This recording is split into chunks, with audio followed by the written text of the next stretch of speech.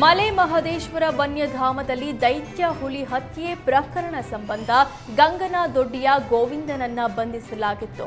ಹತ್ಯೆ ಪ್ರಕರಣಕ್ಕೆ ಸಂಬಂಧಪಟ್ಟ ಮತ್ತೆ 5 ಹೆಸರು ಗೋವಿಂದ ಬಾಯ್ಬಿಟ್ಟಿದ್ದ.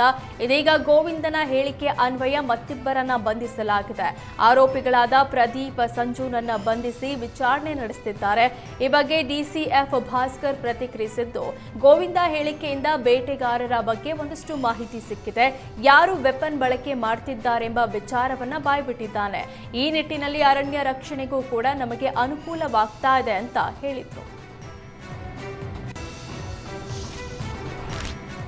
ಟ್ರಾಫಿಕ್ ಸಮಸ್ಯೆಯಲ್ಲಿ ಹುಬ್ಬಳ್ಳಿಯ ಬೆಂಗಳೂರನ್ನ ಹಿಂದಿಕ್ಕಿದೆ.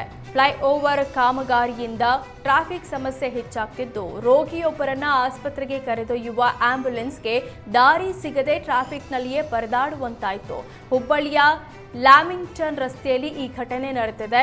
ಸಂಚಾರಿ ಪೊಲೀಸರು ಇಲ್ಲದೆ ಇರುವ ಕಾರಣ ಆಂಬ್ಯುಲೆನ್ಸ್ ಪರದಾಡಿದ್ದು, ರೋಗಿಯು ಆಂಬ್ಯುಲೆನ್ಸ್ನಲ್ಲಿ ಒದ್ದಾಡುವಂತಾಯಿತು. ಟ್ರಾಫಿಕ್ ಸಮಸ್ಯೆಗೆ ಜನರು ಹಿಡಿಶಾಪ ಹಾಕಿದ್ದಾರೆ. ಸಂಚಾರಿ ಪೊಲೀಸರು ಸರಿಯಾಗಿ ಕರ್ತವ್ಯ ನಿರ್ವಹಿಸಲಿ ಅಂತ ಆಗ್ರಹಿಸಿದರು. ಜೆಡಿಎಸ್ ಬೆಳ್ಳಿ ಹಬ್ಬದ ನೆಪದಲ್ಲಿ ಶಕ್ತಿ ಪ್ರದರ್ಶನಕ್ಕೆ ದೇವೇಗೌಡರು ಮುಂದಾಗಿದ್ದಾರೆ. ಹಾಸನದಲ್ಲಿ ಜನವರಿ 24ರಂದು ಜನತಾ ಸಮಾವೇಶ ನಡೆಸಲು ಸಜ್ಜಾಗಿದ್ದಾರೆ. ಹಾಸನದ ಬೂವನಹಳ್ಳಿ ಬಿಜಿಎಸ್ ಬಡಾವಣೆಯಲ್ಲಿ ಸಮಾವೇಶಕ್ಕೆ ವೇದಿಕೆ ನಿರ್ಮಾಣಗೊಂಡಿದೆ. ಜರ್ಮನ್ ಟೆಂಟ್ ಬಳಸಿ ವೇದಿಕೆ ನಿರ್ಮಾಣ ಆಗಿದೆ. 1 ಲಕ್ಷಕ್ಕೂ ಅಧಿಕ ಕಾರ್ಯಕರ್ತರನ್ನ ಸೇರಿಸಿ ಬೃಹತ್ ಸಮಾವೇಶ ನಡೆಸಿ ಕಾಂಗ್ರೆಸ್ ನಾಯಕರಿಗೆ ಟಕ್ಕರ್ ಕೊಡಲು ಮುಂದಾಗಿದ್ದಾರೆ. ಹಾಸನ ಮತ್ತು ಅರಸೀಕೆರೆಯಲ್ಲಿ ಕಾಂಗ್ರೆಸ್ 2025ರಲ್ಲಿ ಪ್ರಗತಿ ಪಥದತ್ತ ಹಾಸನ ಕಾರ್ಯಕ್ರಮ ನಡೆಸಿದ್ರು. ಇದೀಗ ಕಾಂಗ್ರೆಸ್ಗೆ ಕೌಂಟರ್ ಕೊಡಲು ದಳಪತಿ ಸಜ್ಜಾಗಿದ್ದಾರೆ.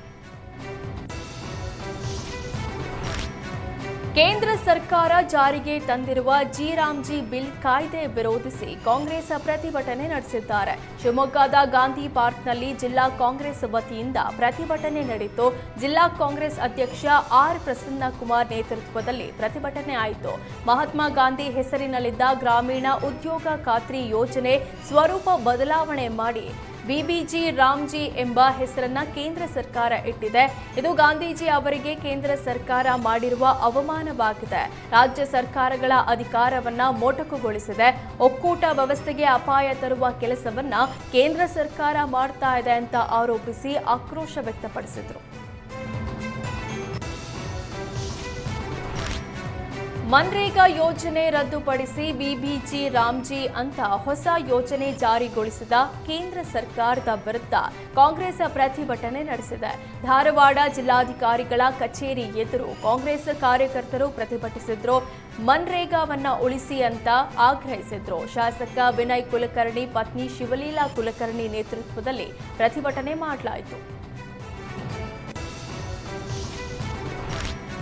ಸರ್ಕಾರಿ ಅಧಿಕಾರಿಗಳಿಗೆ ಕಾಂಟ್ರಾಕ್ಟರ್ ಧಮಕಿ ಹಾಕಿ ಅವಾಚ್ಯ ಶಬ್ದದಿಂದ ನಿಂದಿಸಿ ಪುಂಡಾಟ ಮೆರೆದಿದ್ದಾನೆ. ದಾಸರಹಳ್ಳಿ ಭಾಗದಲ್ಲಿ ಕಾಮಗಾರಿ ಕೆಲಸ ನಮಗೆ ಬರಬೇಕು ಅಂತ ಕಿರಿಕ್ ತೆಗೆದ ಕಾಂಟ್ರಾಕ್ಟರ್ ದಾಖಲೆಯ ಪೇಪರ್ ಹರಿದು ನಂದೀಶ್ ಎಂಬಾತ ಬಿಬಿಎಂಪಿ ಕಚೇರಿಯಲ್ಲಿ ದಾಂಧಲೆ ನಡೆಸಿದ್ದಾನೆ.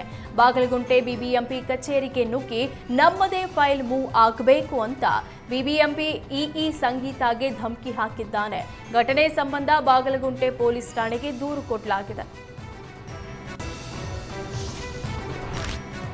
ಶಬರಿಮಲೆಯಲ್ಲಿ 4.5 ಕೆಜಿ ಚಿನ್ನ ಕಳುವು ಕೇಸ್ಗೆ ಇಡಿ ಎಂಟ್ರಿಯಾಗಿದ್ದು, ಕೇರಳ, ತಮಿಳುನಾಡು, ಕರ್ನಾಟಕ ಸೇರಿ 21 ಕಡೆ ಇಡಿ ದಾಳಿ ಮಾಡಿದೆ. ಬಳ್ಳಾರಿಯ ರುದ್ದಂ ಜ್ಯುವೆಲರಿ ಶಾಪ್ ಮತ್ತು ಮಾಲೀಕ ಗೋವರ್ಧನ್ ಮನೆಗೂ 9 ಜನರ ತಂಡ ದಾಳಿ ಮಾಡಿ ದಾಖಲೆ ಪರಿಶೀಲನೆ ಮಾಡುತ್ತಿದೆ. ಪ್ರಧಾನ ಅರ್ಚಕ ಉನ್ನಿಕೃಷ್ಣನ್ ಜೊತೆ ಸೇರಿ ಗೋವರ್ಧನ್ ಬಾಗಿಲು ನಿರ್ಮಿಸಿದ್ದ. ಈಗಾಗಲೇ ಕೇರಳ ಎಸ್ಐಟಿ ಗೋವರ್ಧನ್ ಅನ್ನ ಬಂಧಿಸಿದ್ದೆ. ಗೋವರ್ಧನ್ ಕುಟುಂಬಸ್ಥರನ್ನ ಕರೆಸಿ ಸಿಆರ್ಪಿಎಫ್ ಭದ್ರತೆಯೊಂದಿಗೆ ಜ್ಯುವೆಲರಿ ಶಾಪ್ನಲ್ಲಿ ಇಡಿ ಟೀಮ್ ಇಂಚಿಂಚು ತಪಾಸಣೆ ನಡೆಸುತ್ತಿದೆ.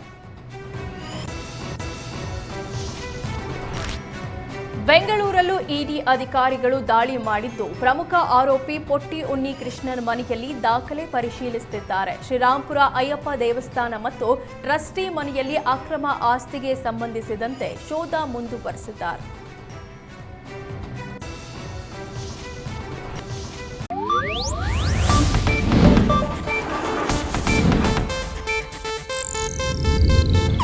ಇದು ಏಷ್ಯಾನೆಟ್ ನ್ಯೂಸ್ ನೆಟ್ವರ್ಕ್ ಪ್ರಸ್ತುತಿ.